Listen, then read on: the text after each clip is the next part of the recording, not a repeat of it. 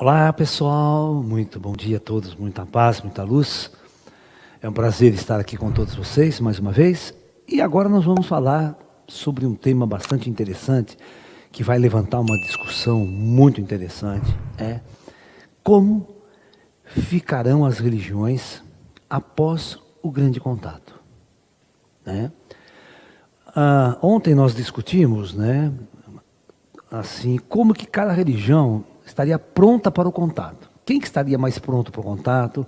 Quem estaria pronto para entender, para aceitar? Quanto tempo iria demorar para que isso acontecesse? Então, eu bolei um esquema, porque você pode ver todos esses filmes de ficção científica que nós assistimos aí, sobre chegada de extraterrestre, sempre existe um conflito estrutural. Bom, o último filme que fizeram, foi esse A Chegada, eles chamam de A Chegada. Mas é um filme assim bastante bobo do ponto de vista de você entender quem é o extraterrestre. É muito bobo. Porque primeiro chega uma puta nave do espaço, chegam 7 naves, para você ter uma ideia. Cada nave estaciona num país-chave aqui na Terra para evitar o conflito humano. Porra, se eles sabem tudo isso, se eles sabem que tem um puta conflito humano, por que não sabe falar a nossa língua? Por que não sabe escrever? Então tem perguntas com o escritor de ficção científica, eu ponho na parede em 10 minutos. Entendeu? O cara que escreve a história, Porque é a invenção da cabeça do cara, isso aí. Não é um cara que... Não é um fato. Desculpe. Então...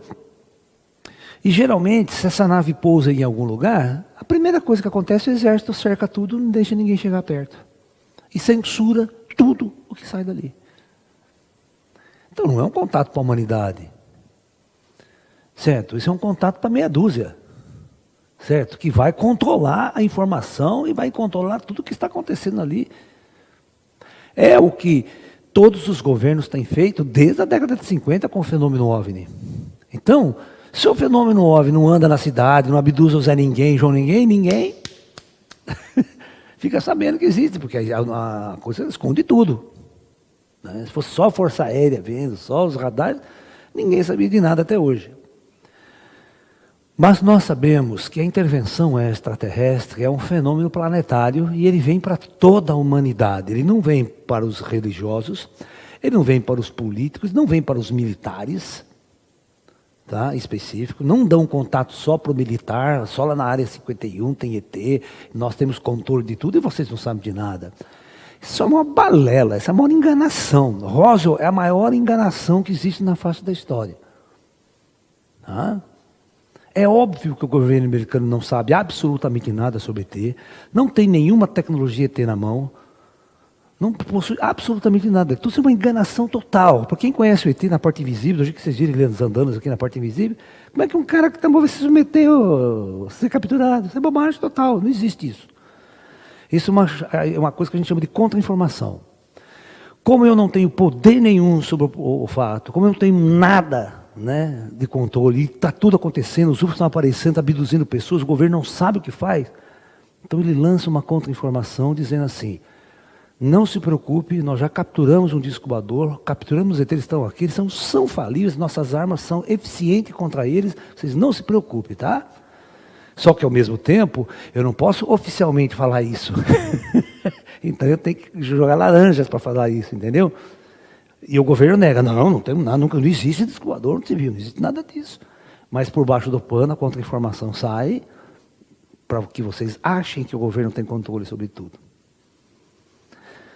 É muito engraçado, que quando cai um disco voador nos Estados Unidos, imediatamente cai nos russos lá também, Então os russos capturaram dele também, você acha uma piada total, Muito bem. Então, quem conhece os ETs, como eu tenho vivenciado durante mais de 40 anos, nós sabemos que eles são criaturas mortas. Que eles estão no plano invisível operando, como espírito. Como é que uma força aérea, um governo pode ter controle sobre pessoas mortas, sobre espíritos? Fala para mim, não tem como, não tem nem, ele nem sabe que existe, são materialistas, são ateus, nem sabe o que tem do outro lado,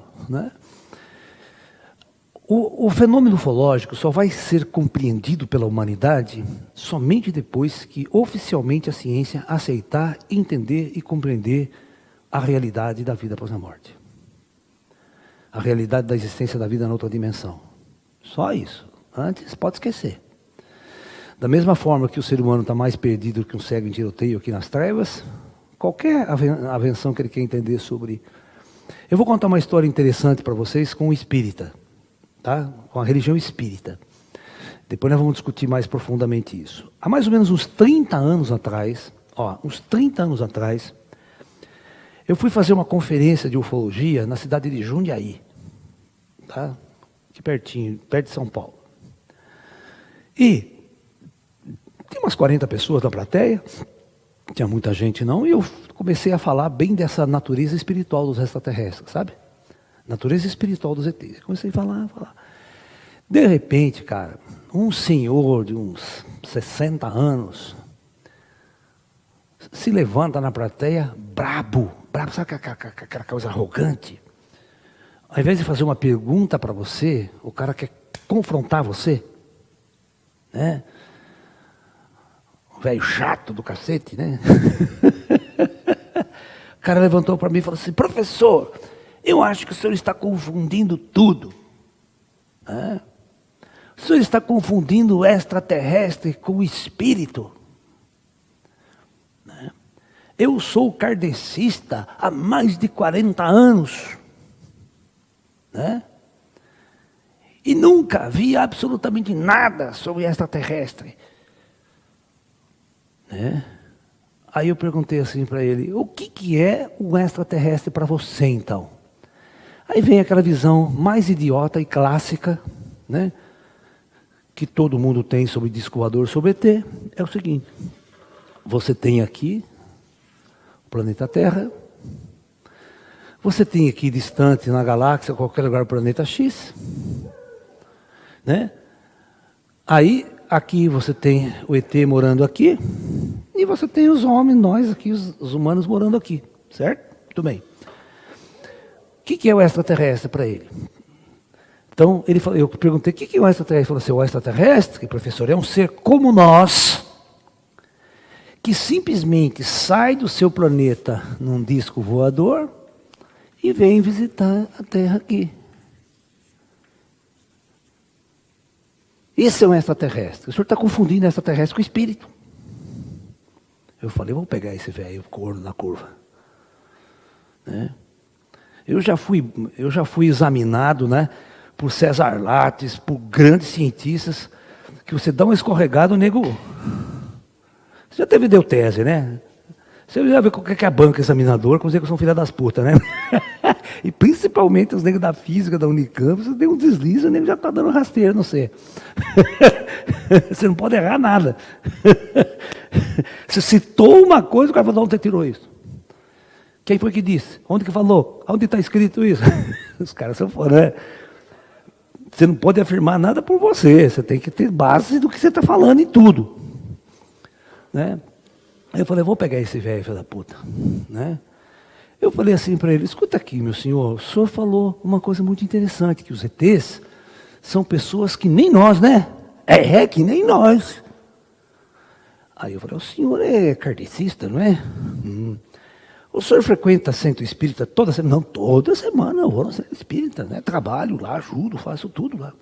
Então quer dizer que o senhor acredita em vida após a morte? Claro que eu acredito em vida após a morte.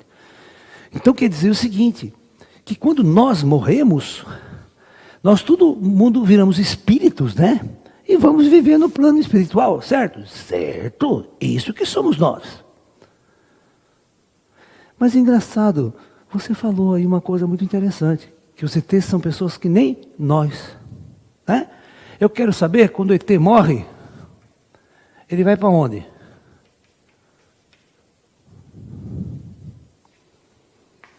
Se ele é que nem nós, ele tem que morrer. Então, se ele morre, lá vai o ET para o plano espiritual dos ETs. Aqui, espírito ET. Vamos voltar aqui na Terra. Aqui tem o espírito humano. Agora eu pergunto: o que impede desses dois aqui estarem em contato há muito tempo. Né? O que impede esse espírito ET de vir para cá, trocar umas ideias com o espírito humano, e depois, por último, vai contatar os cornos que estão nas trevas. Aqui embaixo. O cara olhou assim e falou, puta que pariu, não havia pensado nisso.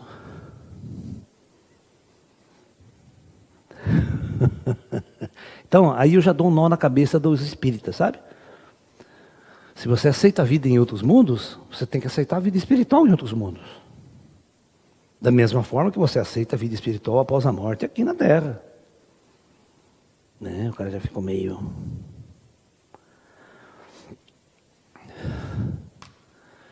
Olha, eu vou colocar uma coisa para vocês que vocês totalmente desconhecem. Né? Todo projeto planetário funciona assim. Ó, eu tenho a superfície da Terra e as pessoas encarnadas. E aqui lá no alto, nos planos, tem todos os planos espirituais, né? O último plano é o plano de comando. Tem o comando planetário Terra. No caso da Terra é o comando Astar. A gente chama de comando Astar. Astar não é um indivíduo, é uma pessoa. Tá? Ok? Agora vamos desenhar outro planeta, planeta X. Tem a pessoa encarnada. Só que você vai ter a mesma coisa, que é a astrofísica. Essa aqui é a física do plano espiritual. Então você tem o comando planetário do planeta X. Tá ok? Esses comandos planetários, eles interagem o tempo todo. Eles interagem o tempo todo. É o intercâmbio intergaláctico nessa dimensão. Quem está encarnado, está nas trevas. Não sabe nada do que está acontecendo lá em cima. Não sabe nada. É esse povo que cria religião, cria um monte de visão de mundo, nas trevas. Não sabe de nada do que está acontecendo. Não sabe como é que operam os espíritos, como é que estão... Né? Como que você chegou aqui na Terra? Eu sempre pergunto, como é que teu espírito chegou aqui na Terra para encarnar pela primeira vez? Alguém teve que trazer você. E com certeza você veio dentro de uma espaçonave muito sofisticada. Só que não se lembra. Se perguntar para você, foi Jesus que me trouxe. As pessoas acham, né? Que, inclusive, quando as pessoas não têm uma visão de universo maior, elas falam que Jesus é o Senhor Deus do universo. As pessoas não têm noção, né, do que é uma galáxia. Quantos mundos, quantas estrelas tem uma galáxia, depois o universo, né? Como se uma única consciência inteligente pudesse tomar conta de tudo isso. É uma coisa muito complicada. Por isso que eu falo, todo mundo que rege após Jesus, Jesus nem escuta o que você está falando. Quem está fazendo toda a operação de controle são as máquinas avançadas, são as inteligências artificiais, Jesus nem sabe. E tem toda uma equipe que vai trabalhar, vai operar, vai fazer o que tem que fazer, cada um conhece o seu dever, no astral, cada um cumpre. Você lembra aquele filme do Coisa, o Todo-Poderoso, como era engraçado? Ou coisa que ele era Deus lá, né? Do Jim Carrey, que ele começa a receber um monte de e-mail, o mundo inteiro começa a mandar, ele fica louco, ele não consegue responder, nem olhar tudo. Eu, por exemplo, olha, eu recebo acho que uns 200 a 300 e-mails por dia. Você acha que eu tenho condições de atender todo mundo? Eu tenho que dar assessoria, né? Eu teria que ter, na verdade, umas 50 pessoas trabalhando para mim, só para ficar respondendo e-mail, orientando as pessoas. Quando ela tivesse uma dúvida, aí ela poderia perguntar, esse cara está pedindo uma coisa, não sei como é que eu faço. Mas quem está trabalhando e atendendo a base? Não sou eu. No caso do espaço, Jesus é a mesma coisa. E vou contar uma história para vocês, que vocês não sabem. Quem é crente aí já fica sabendo. Às vezes você procura Jesus, você não acha Jesus. Jesus não está na Terra. Jesus está na ponta da galáxia, está em outro lugar fazendo... Demora, às vezes fica 1 ano, 2 anos sem vir para a Terra. Ele está operando, trabalhando, a galera. Não é um indivíduo preso aqui na Terra, 2.000 anos que não sai daqui. Então, isso já muda a concepção, né? Sobre a natureza espiritual de tudo. Tudo é daqui para baixo. As coisas não acontecem daqui para cima. né? Então, tudo, as dimensões têm vida, né? Quem está em superfície planetária, carregando um corpo físico biológico, está sob controle desse comando. Esse cara aqui nunca, nunca vai fazer um disco voador para viajar interestelarmente se esse cara não deixar. E, quando a ciência começa a avançar, é porque eles permitem que cientistas encarnem e a consciência chegue na superfície. Aí acontece um fenômeno, presta atenção. Ninguém vai fazer um disco voador e fazer uma viagem interestelar sem antes, esses caras que não descobriram isso aqui, vida após a morte. O comando não permite. Nós estamos no limite aqui na Terra. Você vê, o máximo que a gente conseguiu foi através de uma carroça espacial chegar na Lua. Porque o foguete nosso é uma puta de uma carroça, né? Certo? A coisa mais perigosa é você não voltar para casa, né? Os astronautas. Vide Apolo, né? Vide o caso da Apolo 13, né? Apolo 13 na ida já explodiu um tanque lá, iam morrer todo mundo. Você não tem uma ajuda lá, meio invisível, os caras estavam mortos. Né? Então, a federação não permite que os astronautas morram no espaço. Eles podem morrer em órbita da Terra ou na reentrada. Mas lá no espaço eles não permitem que morram, sabia?